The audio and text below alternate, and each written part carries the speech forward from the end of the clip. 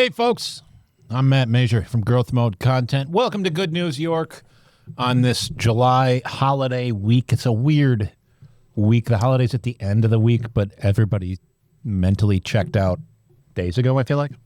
Yeah, we're all on vacation. 100%. We've been on vacation. 100%. And like everything I listen to or watch is on vacation. By the way, I'm Mike Brindisi. This is Good News York, sponsored by Ads on the Go. Ads on the go. Get ads. Yeah, getadsonthego.com. Everything I listen to is on a break. Literally, Howard Stern just went on break.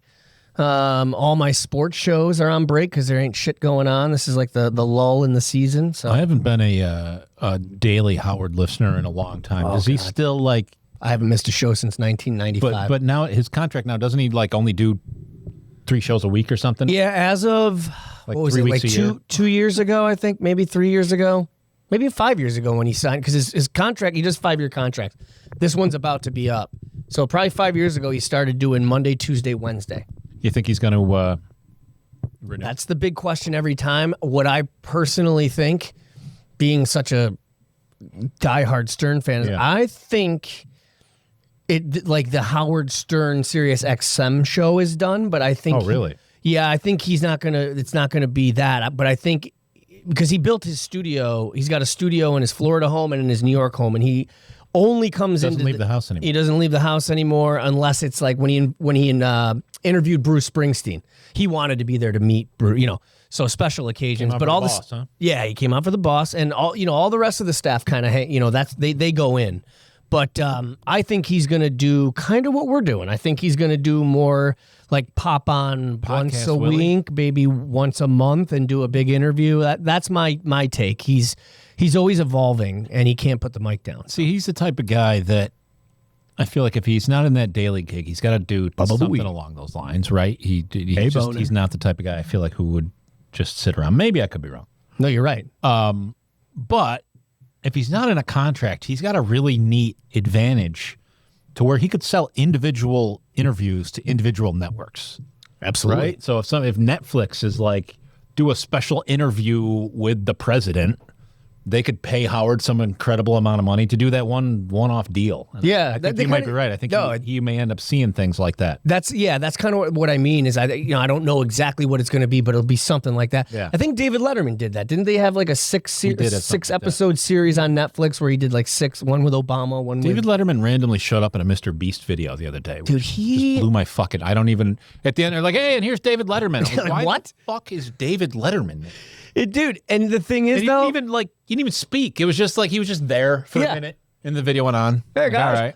But the thing about him is... Do Mr. Beast fans know who David Letterman is? That's a great question. But here's the thing. I think like David Letterman has built such an incredible resume and just aura. He's one of the guys that can show up on any genre of 100%. of podcast or movie, and you'll just find a spot for him. You're just like, oh, okay. That's David Letterman's David Letterman, sure. Yep. Fucking love David Letterman. He's wild. He is wild. Rocking that white hair, man. I don't know, the beard. Everyone comments on the beard. He just like, I feel like when you have white hair and you go beard, you make yourself look even older. You do. I'll tell you one thing that I'm starting to find a little attractive about that, though, as a guy who's getting a little older, is I'm seeing more and more of these fellas. Like you see like Bernie Sanders and Larry David, all these guys who have gone that complete white, David Letterman, that complete white hair, you get to stop combing it. You ever see these guys? Good point. 100% of these old guys with the white hair looks like they just stuck their finger in a light socket. Yeah. They don't give a fuck. Do you comb your beard? Yeah, sometimes, but... See, you got the salt and pepper. That I love salt and pepper. I can't go long on the beard either. Because it just, after a while, it just fucking annoys me. You got to trim it back. But what are you going to do when you're thinking of like when I piss you off and you're like, what should I do with Mike? You got to have a beard. You got to have at least a minimum because I can't go... Yeah. Dude, my wife, until like a year and a half ago, had never seen me without a beard. I was just going to ask, when's the last time you didn't have a beard? Once, about a year and a half ago, I shaved off the whole thing, and I came downstairs, and I literally scared my wife. Yeah, I was going to say, did she scream? Like, who the fuck is that? It was wild. That's great And I'll never do that again, because there's some of us that are fucking hideous without facial hair. Well, I'm one of them. Some of you... No, see, you got... You got like the jawline. You can pull off the clean shave. I've been doing the kind of 5 o'clock shadow for the last 5 years or more. And then when I took this job and I knew I was going to be on camera every day, I started shaving, and part of me likes it, and then part of me I'm like, God, I look like a dick with ears sometimes, and I just, I don't know. I go in and out of the can I pull off a beard. What's great is this filled in. I used to be able to grow hair here and here, but it wouldn't. But I finally got that going. Not so much here. Yeah, not so much here. So I was at an NFL alumni golf tournament. Oh yeah, I forgot on Monday. about Yeah, that. so we didn't have an episode Monday. Wait, what's today? Wednesday? Yeah. Yeah. And then so yesterday the actual episode aired. The NFL alumni golf tournament. That was a golf tournament. So there's the NFL alumni upstate New York chapter. They have chapters all over the country. Yep. And essentially what each chapter does is it provides a platform for former NFL players to just do speaking engagements, do charity events, things of that nature. Gives them something good to do with their time. Right. And so Gene Mills, Hall of Fame wrestler who's going to be coming on here in July, he is the head of the upstate New York chapter. So they pick one charity every year and they do a charity golf tournament. This year they chose our friends David's Refuge, which is how we got lined up with this. And so I went out for the day. Didn't know what to expect. I hung out with David's Refuge because I'm a shade guy, you know? Like when we go on vacation, my kids play by the ocean and they're like, Dad, and I can't hear them, but I pretend I do because I'm in the shade. And I'm just like, yeah, great. Under the cabana. Sure. So I kind of hung out under there next to this putting green where they had a putting contest. Got to meet a lot of former NFL players, a lot of local regional businessmen and women. The Marabito guys were there. Nice. And I guess they raised like something like $15,000 for David's Refuge. It was really nice. Yeah, I had a great time, and I sweat a lot. Yeah. Yeah. You didn't actually golf though, right? I didn't. I wasn't able to golf. I did bring my putter because we were next to a putting green, and I was just kind of practicing putting, but it was good. You just putter around. Just puttered around, and there was a kid named Riley Dixon. I forgot about that. He plays in the NFL now for the Tampa Bay Bucks. I think he got drafted by the Broncos. Young kid.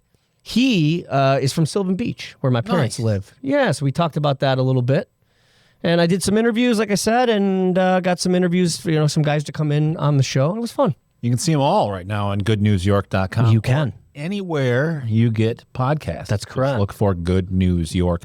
Or if you want to see it, YouTube or our website's probably the best. Yeah. Yep. I definitely want to talk about this. I'm very, very excited. Now, as you know, I live in Ithaca. Oh. Love Ithaca, New York. Yeah. I have always said, pre-pandemic, still a little bit now, but pre-pandemic, I always thought Ithaca, when I went to Austin, Texas, I was like, Jesus, if you've ever been to Austin, I'm like, this is Ithaca times 100. It's a liberal, cultural little hub in the middle, surrounded by, red counties and rural area. And that's exactly what Ithaca is. And it's an amazing place. If you're driving up from the city, the drive-in from like Syracuse is beautiful. If you're coming down, by the lake or Auburn. But if you drive in from the city, dude, it looks like Deliverance. Because a lot of the times comedians will come up through a lot of fields. Yeah, you come through a lot of fields. Buffalo, Buffalo Hill Road. It's actually been on the Travel Channel as like the poorest road in the United States. What? My friend and I went down it. It's nuts. Come on. No, I swear to God. There's like mobile homes on top of a mobile home. No. This makes Herkimer look like, and I love you, Herkimer, makes Herkimer look like a fucking, a palace. Wow. It's called Buffalo something road. I think Buffalo Hill Road. And there's like literally a trailer on top of a trailer, dirt pile. It's crazy. But anyway, when you're driving in from the city, and most comedians and musicians that come to Cornell or to Ithaca to perform they're like, they have the opposite take. They're like, where the hell am I? This is great.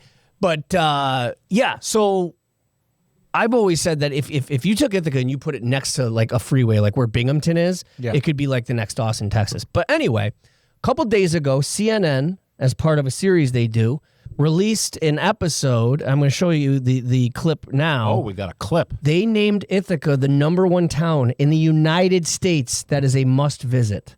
It was overwhelming for people from the Ithaca area, and I think it's great. And I think it embodies what this show is about. So let's take a look. Did the producer attend college in Ithaca?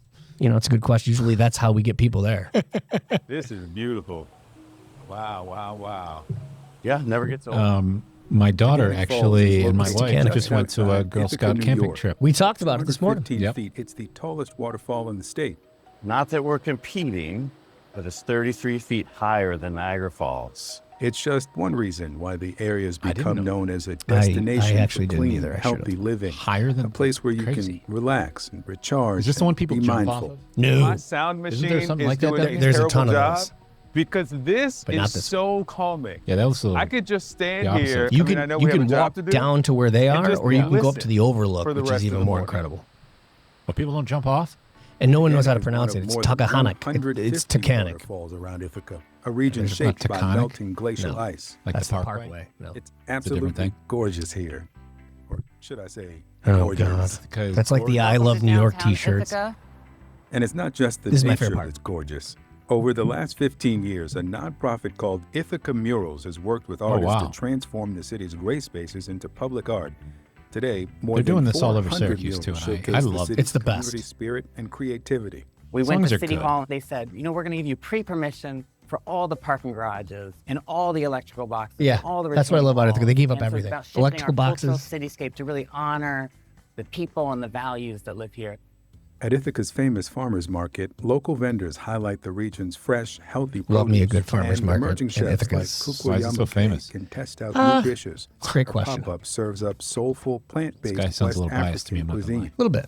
The peanut stew is really good. Did you just say the penis stew? So, okay. Let's get it. She also has a restaurant downtown. Did I just hear penis stew? This looks fantastic. So how has Doesn't look like a penis. West African, specifically guess it depends on what Ghanaian kind of penis he restaurant used. been received in Ithaca? It's been amazing. We talking we like have goat? regulars You don't that want come your to us hamster doctor at working least on your once a week. horse. I've been Is that very what he's- blessed It's one of my and best feeling lines. It's amazing. impressed by the community. The last place I expected to visit in central New York is a monastery Yeah. that serves as the Dalai Lama's North American hub for Buddhist studies. Oh, snap. It's the only the place Lama. in the world Yeah, that man. houses the complete written works of the 14th Dalai Lama, his personal 1966 Range Rover. really wanna go into that and all are Caddyshack welcome scene, to but I join won't their right now. guided meditations. I really want some penis stew. So I got that going for me. So there you have it. And yeah, pretty cool. Speaking of which, fun fact. Question. Yeah, please. Does CNN run the story of your town is the best town in America locally in every town? Because they could do that. I mean, they could. Did that only play in Ithaca? Look, if it did, I fell for it. How great would that be? That's You so. can make targeted programmatic content like that. I don't know. I'm surprised they haven't. It's actually a brilliant. See, that's why you're always forward There's thinking. like a show in Massachusetts right now that's talking about how Yeah. CNN just did a story on Marlboro. You know, Come to Marlboro, man. whatever is the best town in the United States. I mean, you might be right, and that's totally So- something CNN would do. Let me ask you, because I don't mean to shit on CNN, but I'm going to a little bit here because that piece was really beautiful, but it didn't, it showed me a couple of cool things. Yeah. If I was coming to Ithaca Mm-hmm. and I'm not a Buddhist, what would be the top 3 things that I would do there? First of all, you would eat, and Okay. I mean, I do that everywhere. I the feel like you're kinda the shaming. culinary world around the United States has upped their game, but for a long time, Ithaca was known. I mean, you couldn't find dining in any city other than New York, LA, the big markets like you had in Ithaca. Smaller cities did not have the kind of cuisine. what do you mean like that? Like a We have variety everything of from choices? Vietnamese to Okay. Ethiopian, Wow. Thai, obviously American bistro, Japanese, Mexican, Italian, and I know How about some people cheeseburgers? going. Does Isn't anybody sell cheeseburgers? or the is that best too- burgers you'll ever have are at the Ithaca Ale House? That's what I mean. American bistro, wings, burgers, and I know you can get that in Syracuse now, but for a long time, Ithaca was known for its dining. More restaurants per What- capita than New York. It's Out of all of those, I guess we'll say more ethnic, Sure. less available restaurants that you have available. Which one do you like the best? Have you tried Taste- them all? Like, have you eaten Almost. at the Ethiopian and all that? the not the Ethiopian, the taste of Thai. The Thai Okay. food is unfucking believable. I think a lot I of would- people would agree with that. Absolutely. Yeah, I mean, and it is authentic. They're from Thailand, and they have a couple locations. And then I think I haven't eaten at Saigon Kitchen, but I heard the Vietnamese Saigon Kitchen is the absolute best. But my personal favorite, if you're going ethnic, like that's not your traditional like burgers. I would say Taste of Thai and Gola, which is Italian, but the owner went to Italy and trained how to cook traditional like. Wow. Yeah, it's not just like family style. It's like traditional Italian cuisine. Gabagool, man of God. Gabagool, man of God. I mean, you can, you're not going to get that there, but yeah. So I mean, I would say dining is number one. Number two would be your outdoorsy stuff because that's what it's known for. Your gorges, nature, goulet. And third would be your, at least before the pandemic, would be your live entertainment. I mean, there are constant festivals, street buskers, art. We have, Chili Fest, the Ice Festival, where they carve ice into things live in front of people. And it's a great spot. It's just in the middle of nowhere. Fun fact, speaking of the Buddhist monastery where the Dalai Lama is, Kurt Cobain, before he died, this is a true story, him and Courtney Love had gotten into the Buddhist religion. Okay. And I don't know why, for reasons unknown, because of that, I guess, Courtney Love did come after Kurt Cobain was cremated and brought his ashes to that monastery, and she spread his ashes somewhere in Ithaca. I don't know where. Wow. But part of Kurt Cobain's ashes are spread in Ithaca, and that is a true story. That's incredible. Yep. So that's my wrap on that. Go Ithaca. Go Ithaca. And that's what we do here on Good News York. We like to spread awesome shit about things in New York State. Speaking of awesome shit, real quick, I don't even know what to make of this. I don't even know if we're going to talk about it, but I feel like I can't glaze over this. We didn't do... I think we are talking about it. Tuesday Newsday, but a genetically engineered chestnut tree is growing right here in Syracuse. It's moving closer to its step. It's an experimental thing. This guy from the State University of New York College of Environmental Science and Forestry... SUNY ESF. Thank you. Is been working on this. Dr. Andrew Newhouse. He's the director, and I guess the American chestnut tree is in danger of being extinct, and we're going to revive it right here. Not the chestnut. I know. I don't even know what you do other than roast them on an open fire, but apparently it's important enough to where right here in Syracuse, we're saving fucking chestnut trees, Matt. I'm down with it. SUNY ESF actually has a lot of cool things along those lines, and they've got the tree of Life? 1,000 fruits or whatever the hell it is there. Oh, I didn't know that. Where they graft all the different fruits to one tree. And like every fruit possible is on one tree? I don't know about every fruit possible, but there's, Danny might know, but it's like a couple dozen different types that grow off. Danny, you are our resident fruit reporter. He's wearing a Syracuse orange. He looks like a fruit. No. He rocks the Is color it a orange. Syracuse orange shirt? It's just a generic orange. I feel like if you wear orange and you're in Syracuse, by default, it becomes a Syracuse orange. Well, I mean, it's an orange with a face on it, which leads me to believe that the university is going to sue him any moment now. You know what? I think you're right. That looks a lot like Otto to me. It's kind of bullshit. And they're going to use this tape against you in court. I would be remiss, is that the right word, if I didn't talk about the gift you gave me. Oh, today. Yes. Matt was going to have me open it on air, but literally couldn't wait. I couldn't. Like, he could not wait. I got it like a week ago, and you've been off and out of the office. Yeah, I've been all over traveling at golf tournaments. Before I reveal what this is, I, of course, flipped out because I'm like a 10-year-old and I love this kind of stuff. So first of all, I love you. Thank you for that, for the gift. But and I showed him as soon as I opened it. It was something that I had saved on my browser. I saw an ad for it the other day, and I was going to buy it. And thank God I didn't, because if I had, I would have been sad, because Matt bought me a goddamn sad trombone. And for those of you going, whoop-de whatever, you're just mad because you don't have a sad trombone. Mike is going to carry this around and use it in conversation. I used to have sad trombone, the sound effect, queued up on my phone, and I would purposely go around and ask my wife and my kids questions that I knew they would say no to. I'd be like, hey, guys, feel like going outside, hitting a couple golf balls? They'd be like, nah. And I would hit the sad trombone. So this has, as much as it's a funny little gag gift, this has more meaning. You bought it for the right person. Yeah, I thought if anybody could appreciate that, it would be you, buddy. I'm glad. I love you. I'm glad. That really meant a lot to me. No bullshit. And I mean, it pairs well with your Law and Order gavel. Yes. Dun dun. Yes. TikTok shop has clearly honed in on stupid gag sound effect toys to sell me. You know when you see some of these ads and people will go, Oh, who buys this shit? It's I do. you. It's me. And me. Yeah.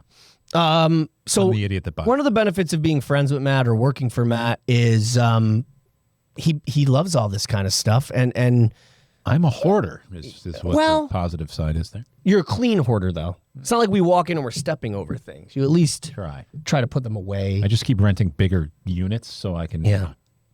There was a I had to open this office just to get the shit out of my house. right.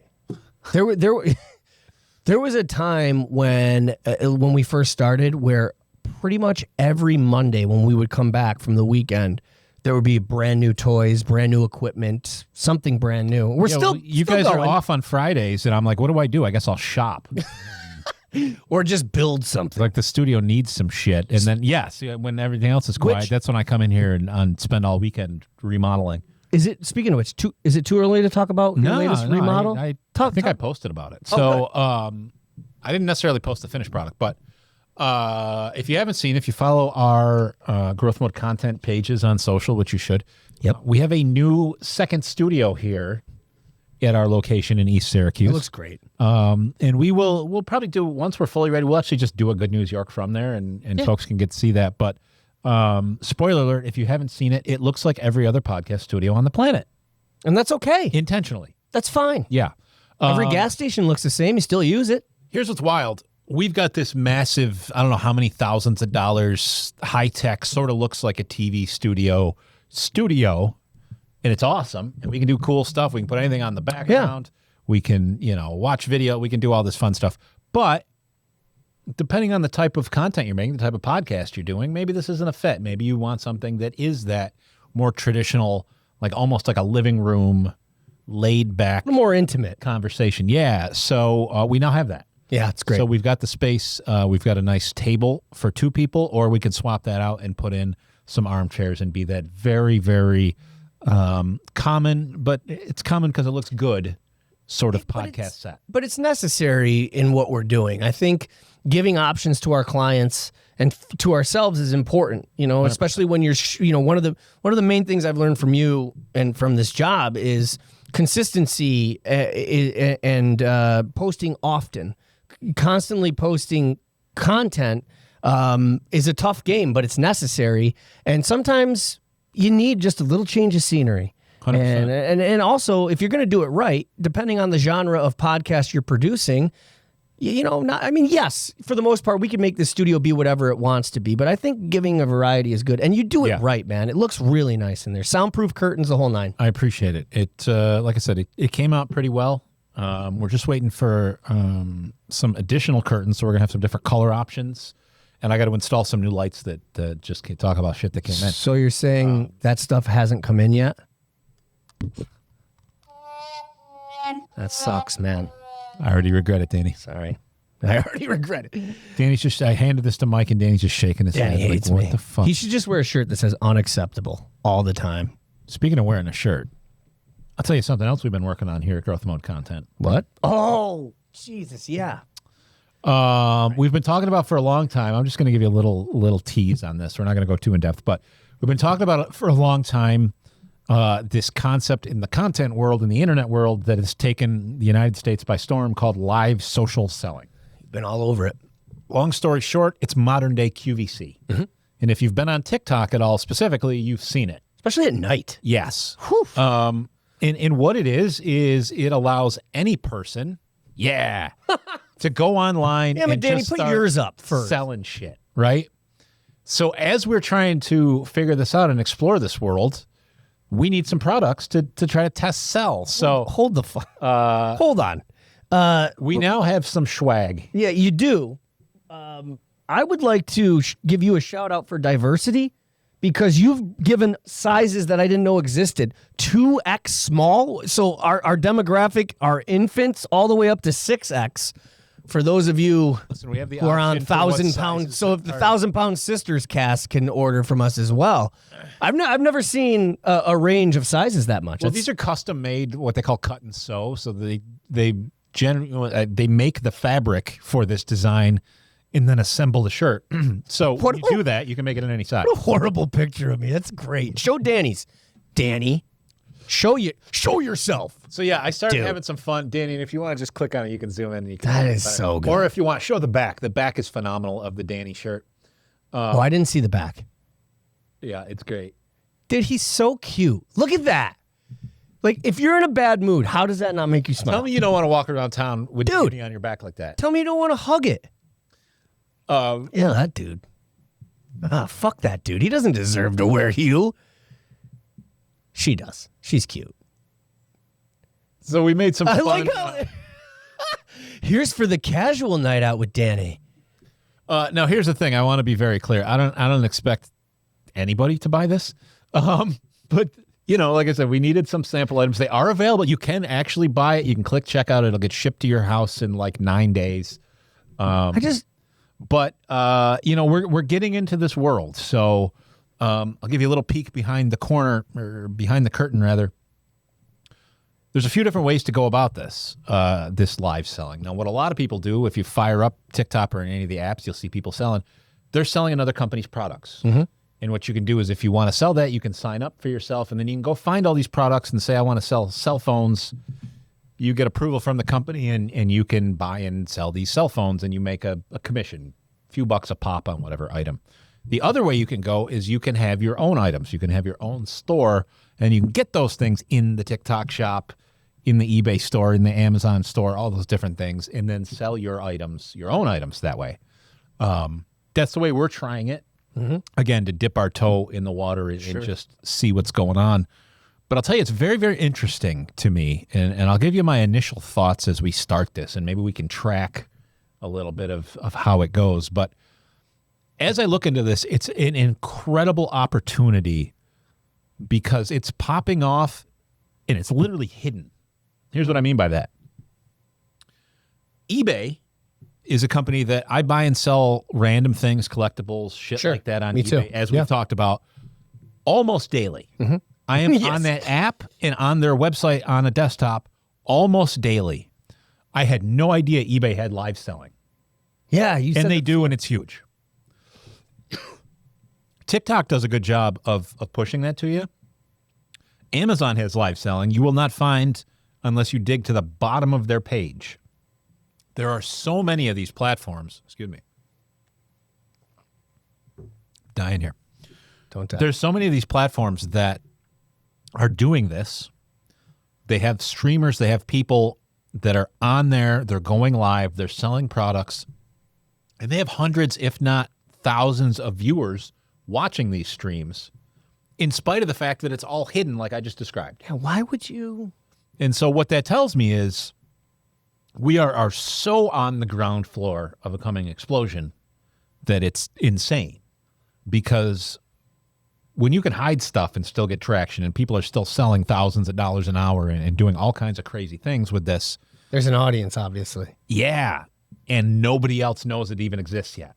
And this. So what's that tell you for when it continues to make, it peaks? Well, and if furthers what I've always said, which is you are always on the cutting edge. You are always a step ahead of everybody because people don't realize you actually had the first podcast studio in Syracuse.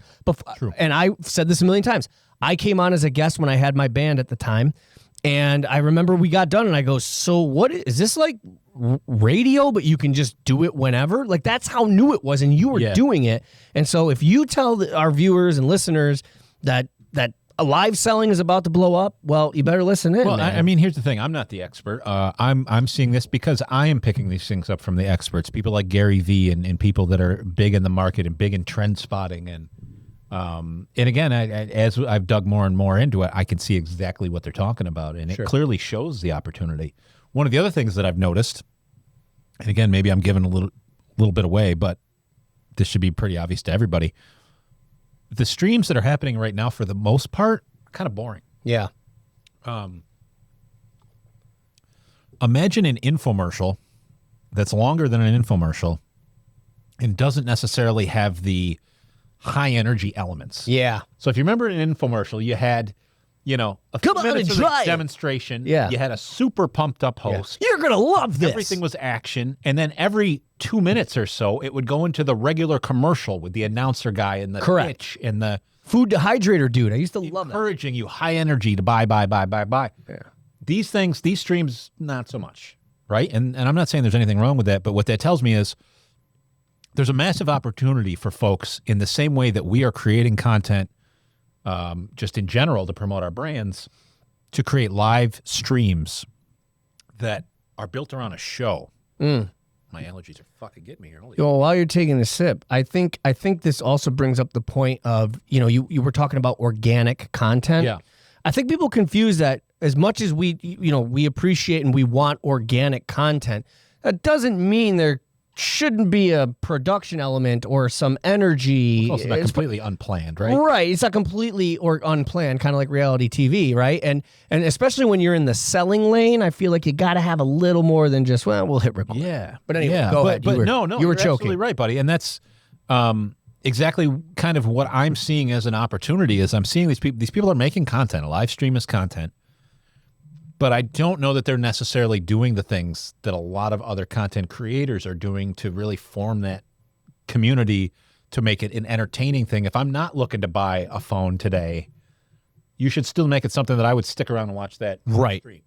Which is where a company like we come in. Exactly. Growth mode content. And that's which exactly I don't want to speak out of turn, but we have been talking about this live selling thing. We have some plans. And if you are listening or watching and it is something that you are involved in or thinking about getting involved in, stay tuned. Yeah. Because I think we could erase that element of, you come on and sell, we'll do the producing and give you the energy and the format. And maybe you don't even have to come on and sell. Maybe you just maybe give us your product and we do the whole thing. There's a few different ways to go about it and that's the piece that we're still working out. But this is what, to me, I got thinking about this, and this sort of really bridges worlds. So if you think about it, back in the day, we only had physical retail locations. Brick and mortar, right? yeah. And we liked those because we went there and we could look at the thing and we could talk to a salesperson and ask them questions and do whatever, right? Then we went to online, and online's great because it's convenient. We can buy anything. Doesn't have to be in stock. Doesn't have to be the one thing. But it took forever. Shop, we can do whatever. But we lost all that personal sales, right? There's no real asking questions. There's no whatever. This live selling format, to me, sort of marries that. So you get a real human, a real salesperson who you can interact with live. And that's the interesting. You can chat, you can do whatever, and you go, hey, does this cell phone do this before I buy it? You couldn't do that on an infomercial. Exactly. And so to me, this marries the best of both worlds, where you have kind of traditional human selling retail and online. And I think that is going to really, really continue to accelerate. And I think what you're going to see, as much as we're talking about these live streams, these sort of, I keep saying modern day QVC, that's very on the nose, right? Its only purpose is to sell the stuff. You're going to start seeing this integration in regular content. And you said it best today when we were. Oh, yeah.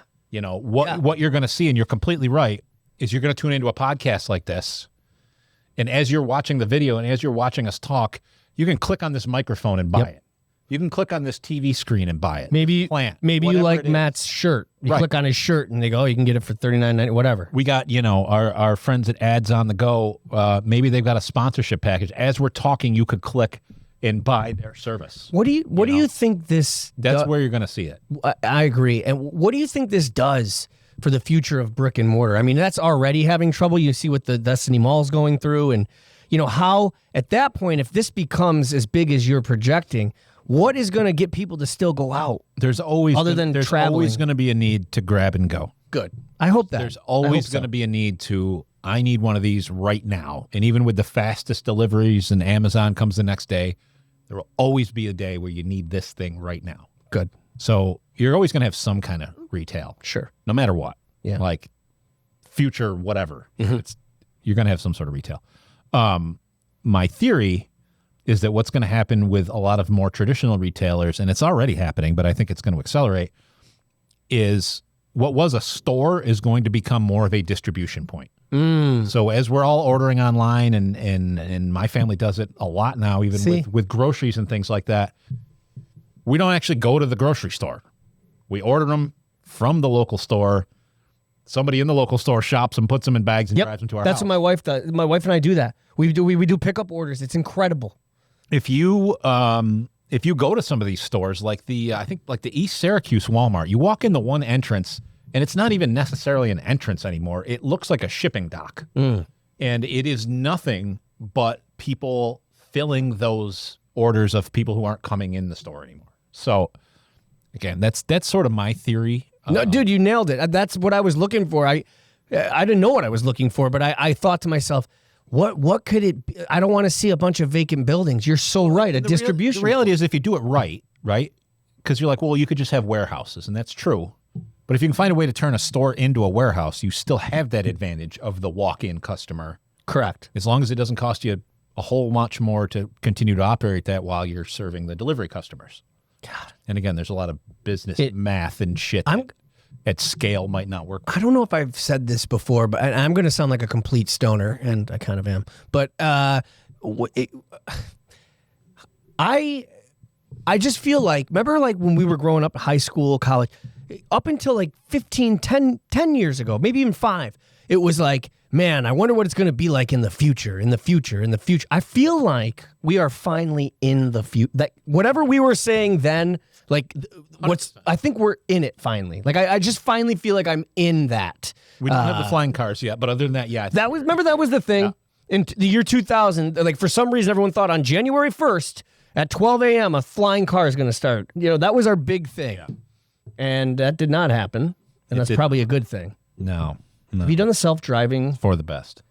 I forget what they're called. Like a taxi or Uber. That's a Waymos? Yeah, have you done one when you went out to Vegas? No? No. When I was in Vegas, and I could be mistaken, but they were on the road and I saw them, but I'm reasonably sure folks told me they are still only in test mode in Vegas. So they're allowed to drive themselves around the city, but not people yet. I appreciate that. I think in California and other places they are allowed to drive people. In fact, even our buddy Mike Lisi mentioned he went to a conference or something somewhere and took one. No, that's right, he did. He was talking about it. Because I asked him, I was like, I feel like the first thing I would do is I would get a ride from one, and then I'd be a jerk and leave a review and say, like, driver was a dick. He never talked to me once. But yeah, he said it was awesome. He said it wasn't scary. It was fine. And, it was just a little weird. I don't know, man. I don't know. We're in the future, man. Not for me. Maybe I've seen too many of the sci-fi movies that predict what happens there, but I just keep thinking of Terminator. Here's what's interesting. They've predicted, and I'd love us to get to this point. They predicted this technology in cars will be to the point to where it communicates to each other. So what that means is, imagine you're driving down a highway, and a mile down the road there's a crash. The cars can communicate to the other cars on the road. Okay. And automatically slow themselves down so there's no pileup. That's insane. That's amazing. And that's kind of what they've talked about as a future, but I'll be honest, I don't know that I see, and it's very well happening, and I'm just not paying attention, but I don't know that I see anybody necessarily working towards that, right? Yeah. Because to do that, you're going to have to develop some sort of standard that every car manufacturer puts in place. Correct. And again, maybe it's happening behind the scenes, but I haven't quite seen that coordination yet. I had this idea years ago, almost along the same lines. I was like, they should come up with an invention where you can message other drivers. And then I was like, that's a terrible idea. Because it would be like, it's called CB radio, bro. Screw you. Yeah, well, and there's that as well. Break, dog. Yeah. Got some smokies on our tail. Got some smokies on our Motherfuckers figured that out. Got some bogeys on our 6. What's your 20? Back to that. We should put CB radios back in passenger vehicles. It's a terrible. Yeah, but everyone's just going to be like, hey, asshole. Yeah, you know how many fights that would save if you're just like... You can just fight on the mic. Hey, I'm on your side. Don't fucking come in this lane. Oh, shit, sorry. I'm sorry, man. My bad. People would just talk shit all day to each other. Oh, it would be endless. And I would love that. Hey, Subaru, that's a stupid bumper sticker. Yeah, nice Volvo, loser. Nice electric car. I don't know, man. Fun, though. It's a wild time to be alive. Again, I feel like we're in the future, dude. This is just about over, but I gotta end on this final thought here. Do I need to get my trombone ready? No. Okay. Maybe Danny can answer this question for us. You can just nod. Do you think people younger than us know what a CB radio is? Oh shit! Did we just do a whole bit that fucking old man bit? Did we did? Because I feel like maybe. Okay. So you're right. Wait. I don't know. Danny's like, do I get that station in my car? Like, I don't know what that is. We just showed our age. No. CB radio. Come on. How can that die out? I don't know. I don't think it was all that popular when we were young. I was just a nerd. My buddy had one. We used to play on it all day. We would just talk to truckers. What's your 20? Dude. What's your handle? I used to love it. I'm Pigskin 58. Here's a funny story. I was a nerd who was big into CBing and all that shit when I was a kid. My uncle was a truck driver. This was before the days of everybody having cell phones. Yeah. And one day he left home without paperwork that he needed in his truck and started heading down the thruway or whatever. My aunt, thinking about it, calls my mom and says, "Hey, can you try to get him on the CB and tell him before he gets to another state and realizes he doesn't have his important shit?" It was a text message before there were text messages. Dude, and I got him. And I don't, I had a CB with a home antenna and shit. Jesus. And luckily he was close enough to where, and it was faint, but he heard me calling out for him. That's amazing. And heard me say, call home. And he stopped and called his wife. And and what a victory back then. That's like, it's like sending a carrier. Dude, let me tell you, as a nerdy teenager who has all this shit and like to have a legitimate use for it. Yeah. That's just the biggest win. Absolutely. Like everybody, what are you doing all this shit? And then one day, I used to carry and I still do. I have all kinds of. I'm such an old Boy Scout. I have all kinds of these emergency supplies in my car: first aid kits, road flares, stuff like this. Me too. One time there was a car accident. Car hit a deer on a highway, like just over a bend, and people come flying, right? And we stopped to help the guy. I break out a road flare and set it up, and this guy goes, "What do you got road flares for? What's that for?" For this. I set it down on the road, and you see the cars from a mile away, see it, and fucking slow down. Bam. And go, that's why, bro. Yeah. It's always good. Dude, I swear, if I could go back into a time machine right now and hang out and play with young Matt, and teenage Matt, dude, you would be so fun. The funny nerdy friends were the best. Is we hung out in the same fucking bar every I know, but that doesn't count. We were getting out of our. Watch you playing. Like, who was that douchebag with all the women hanging off him? What I the don't fuck? know about women. I didn't have women hanging off. No, just some fucking rock star with his blonde hair. What the fuck? Well, listen, that was when we were coming out of our dorky CB radio phase. I'm talking like I want to hang out with like 8, 9, 10, 11, 12-year-old Matt. Shit. And we could just fuck around in your room and play with CB radios and make things blow up. I can't imagine what you had going on. We did blow some shit up. You blew some shit up? Yeah. We got a lot of blowing shit up. We had a lot of smoke bombs and Yeah, my stink bombs were my buddy favorite. and I just got into playing with gasoline. We just, what happens if you pour gasoline on things and ignite it? Okay, that's called being a pyro, but that's a separate thing. You can only get the smoke bombs certain times a year. So when you ran out of shit to light up. Absolutely, which, by the way, 4th of July coming up, we're going to be off tomorrow. Yes. So happy birthday, America. Shout out to all of our friends who will join us next week with less fingers than they have today. They will. You're going to listen back to this and go, shit. Yeah, absolutely. They were right. They were right. They knew what see, Matt is ahead of his time. Yeah. There's nothing more American than blowing off a limb with, Or Osama bin Laden pizza. That was your... I mean, that's a whole other second story. most American thing. With that, yeah, it's been a hectic Good News York. I got to say, I love all our guests, and I will continue to love our guests. But, buddy, I really love when it's just me and you sometimes. Well, we are the best. Well, I mean, you said it. That's obnoxious. That was rough. You know what? That's intended. That's why we put this together. That's why we brought you in, somebody that we can banter back and forth with as much as we love it. And I think I've talked about this before. I love the guests. I think it's awesome. I think that we have a platform to promote what they're doing and just share the good stories the good of news. good people is awesome. But even to bring it full circle, when, as a Howard Stern listener, people would talk about how great of an interviewer he is, and he is. He's one of the best on the planet. But you and I both know the I best. Always enjoyed his show best when it was just him and his guys. I still do. That's my favorite is when he talks to all the back office people. Yeah. That's how he... That's him and that was Robin, his him career. and Gary, all of that. Like Making fun of Gary. Baba Booey. It's a different feeling. You know what I mean? It's joking around with your buddies versus doing something mildly serious. Yeah. I think that's what it is too. A lot of it is that, me, I don't like to be very serious. So right. I get to be me with you. And it's a lot of fun, man. And I'm excited. glad. It is Good News York, sponsored by Ads on the Go. Get adsonthego.com. We'll be back Monday. Sounds good. Provided we have all our digits. Episode 62 on Monday. That's crazy. We are zipping through. Later next week as well, we're taking all of our content clients. We're taking a little adult field trip. That's going to be fun. To River Edge Mansion just outside of Clay. Pennellville. Some fun content out there with them next week, so that'll be kind of cool. Yeah. To see a bunch of clips from that. That'll be at the end of the week next week. And I'm starting to book a lot of guests for July. We got some exciting guys, people coming in. It's a hot podcast summer, my friend. Hot podcast summer. All right, you guys have a great weekend. Happy birthday, America. Don't blow your fingers off. Peace out.